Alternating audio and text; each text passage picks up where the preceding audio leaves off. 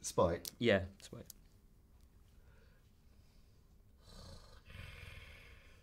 Hello, Spike. You always talk. I know, Precious, I know, but Spike wants me to say something. You need to learn some manners. Oh, shut up.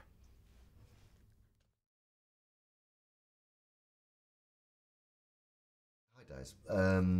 Yeah, I've always wanted to. I was always very taken with Charles Laughton's performance of The Hunchback of Notre Dame, which is an amazing, amazing performance. And if you haven't seen it, you should go and see it. But I've always wanted to play Quasimodo because it's such a brilliant role. Again, very complex, tortured soul. So yeah, that's definitely one. Hi, Dane. Thank you for your question. It's a really interesting question in the sense that, of course, studying apes really did set me up for when I was studying King Kong. For King Kong, really did inform my understanding, really underlying understanding that apes are all very idiosyncratic. They're very individual.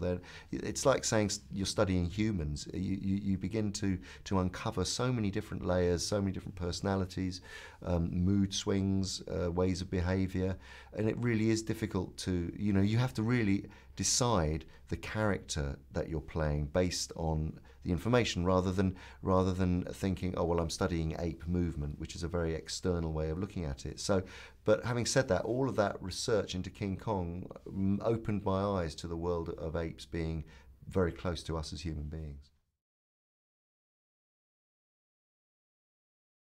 Hello, Louis. Thanks for your question. It's a great question.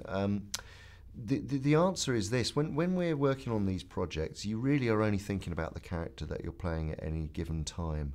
So, although looking back, I know that I've had some amazing characters to play.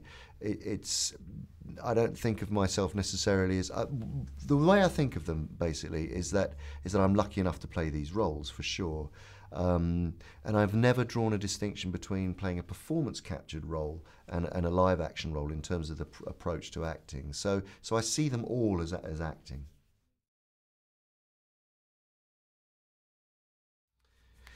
Hi, Asim. Thanks for your question.